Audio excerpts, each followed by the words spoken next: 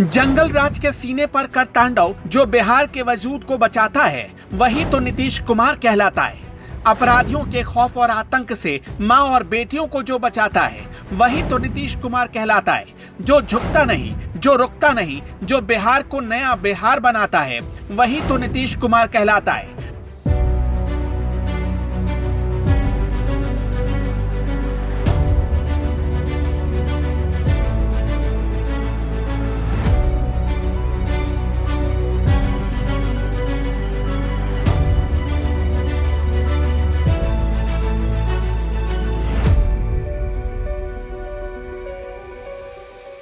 जो पूछते हैं नीतीश कुमार राबड़ी देवी से ऐसे क्यों बतियाते हैं, जो कहते हैं नीतीश कुमार महिला का अपमान कर जाते हैं, जो लोग पूछते हैं वो बार बार क्यों जीत जाते हैं, चलिए आज ऐसे लोगों को कड़वा सच बताते हैं कि जब भी बिहार का नया इतिहास लिखा जाएगा तो लिखा जाएगा कि बिहार में एक ऐसा मुख्यमंत्री भी हुआ और है जिसने बहनों के मांग के सिंदूर की रक्षा के लिए, भाइयों की कलाई की रक्षा के लिए, माओ के कोख की रक्षा के लिए बिहार को जंगल राज के कुशासन से आजाद करवाकर सुशासन के पथ पर खींच लाता है, वही तो नीतीश कुमार कहलाता है।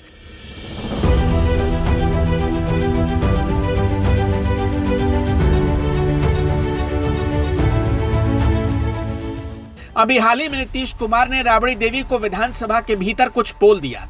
इसके बाद क्लिप कटुए लोगों की फौज नीतीश कुमार के इस भाषण को महिलाओं के अपमान से जोड़कर एक नैरेटिव चलाने लगे। ममता कुलकर्णी को बिना कपड़े नचवाने वाले और बिहार की सड़कों की तुलना हेमा मालिनी के गाल से करने वाले स्त्री रक्षकों की फौज के भीतर भी ललकारे हिलोरे मारने लगी। तो हमने भी सोचा कि ऐसे लोगों को क्यों ना आईना दिखाया जाए। नीतीश कुमार ने सीएम बनते ही सबसे ज्यादा काम महिलाओं के लिए किया। कैसे? महिलाओं के लिए 5 आयामों से अवसर बढ़ाए, महिलाओं के सम्मान और सशक्तिकरण के प्रति समर्पित नेता साबित हुए। महिलाओं के एजुकेशन पर नीतीश कुमार ने जोर दिया।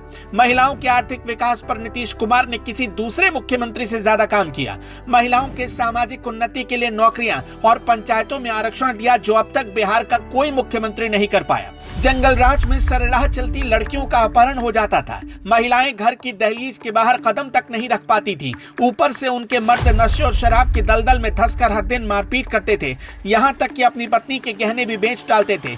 लेकिन 2005 में सत्ता में आते ही नीतीश ने सबसे पहले इस समस्या को करीब से देखा, समझा और 2010 के बाद इस पर ऐसा अमल किया कि पूरे देश में बिहार एक नजीर बन गया। पहले महिला आरक्षण से नीतीश कुमार ने काम की शुरुआत की। लड़कियों को साइकिल बांटी जिससे लड़कियां स्कूल जाने लगी।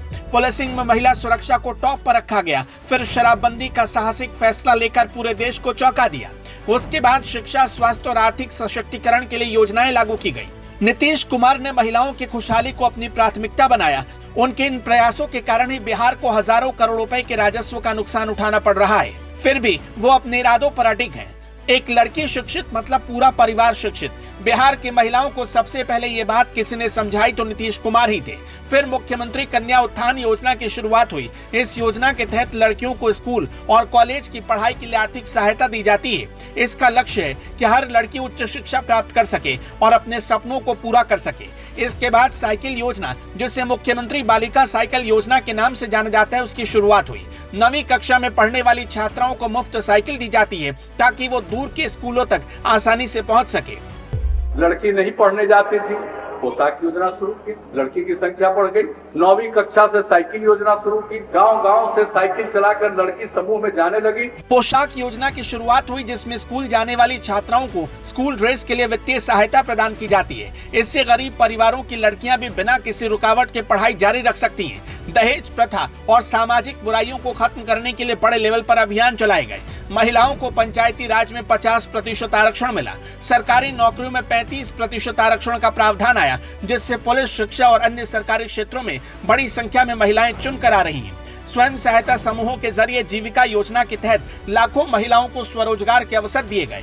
मुख्यमंत्री नारी शक्ति योजना के तहत महिलाओं को कौशल विकास और वित्तीय सहायता दी जाती है जिससे वो अपने पैरों पर खड़ी हो सकें। महिलाओं के लिए तो काम किया, पंचायती राज व्यवस्था में और नगर निकाय में महिलाओं को 50% का आरक्षण, जो नियोजन हो रहा था प्राथमिक शिक्षक के रूप में उसमें 50% महिलाओं को आरक्षण, पुलिस के भर्ती में 35% आरक्षण, और अब 7 निश्चय के अंतर्गत 1 निश्चय में सरकार की हर सेवा में महिला के लिए 35% आरक्षण।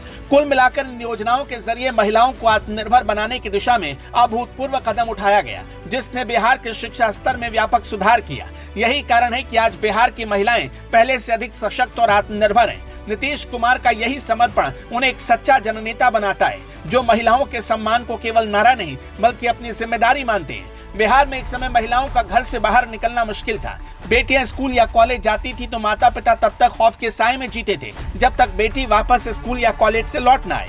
नीतीश कुमार के सत्ता में आते ही महिला हेल्पलाइन 181 और महिला थानों की स्थापना के काम में तेजी आई। यहां तक कि होम गार्ड्स में भी महिलाओं की नियुक्ति होने लगी। बेटी बचाओ बेटी पढ़ाओ योजना को लागू करके बेटियों के जन्म को प्रोत्साहन मिला। मुख्यमंत्री मातृत्व योजना के तहत गर्भवती महिलाओं को आर्थिक सहायता दी गई ताकि वो अपने और अपने बच्चों की सेहत की रक्षा कर सकें। जननी सुरक्षा योजना के तहत अस्पतालों में डिलीवरी को बढ़ावा देने के लिए आर्थिक मदद दी जाने लगी, जिससे मां और बच्चों की जान को सुरक्षा मिली। महिलाओं को मुफ्त या कम खर्च में चिकित्सा सुविधाएं उपलब्ध कराने के लिए मुख्यमंत्री सुरक्षा बीमा योजना लागू की गई। साल 2016 में नीतीश कुमार ने देश भर के तमाम राज्यों के सामने एक इतिहास लिखने का काम किया। महिलाओं की मांग पर बिहार में पूर्ण शराबबंदी लागू की गई। इस फैसले ने बिहार में नई क्रांति ला दी। महिलाओं के खिलाफ अपराध और घरेलू हिंसा की वारदातों में अप्रत्याशित गिरावट आई। लगा जैसे बिहार में मैजिक हो गया। शराबबंदी लागू होने से बिहार को भारी रेवेन्यू लॉस हुआ। भला कौन ऐसा मुख्यमंत्री होगा जिसको अच्छे से पता था कि उसका एक फैसला उसके स्टेट को भारी नुकसान पहुंचा सकता है। लेकिन वो फैसला चूंकि महिलाओं के हित में था, इसलिए नीतीश कुमार ने इसे लेने में जरा भी हिचकिचाहट नहीं दिखाई। वो स्टेट सिर्फ बिहार और वो सीएम सिर्फ नीतीश कुमार ही हो सकते हैं। जिन लोगों की आज तक आदत और उनकी गंदी नजर सिर्फ गिद्ध बनकर महिलाओं की आबरू पर होती थी, वो क्या जानेंगे महिला सम्मान। वो तो भला हो कि बिहार को नीतीश कुमार जैसा मुख्यमंत्री मिला और बेटियां और महिलाएं सुरक्षित हुई। भला ऐसे सीएम को कौन सराखों पर नहीं बिठाएगा। लोग पूछते हैं कि नीतीश बार बार क्यों जीत जाते हैं। जब कोई नेता सीधे दिल में उतर जाए तो फिर उसे वोट के लिए गिड़गिड़ाना नहीं पड़ता। आपका क्या मानना है नीतीश कुमार के इन कामकाज को लेकर, हमें कमेंट बॉक्स में जरूर बताइएगा।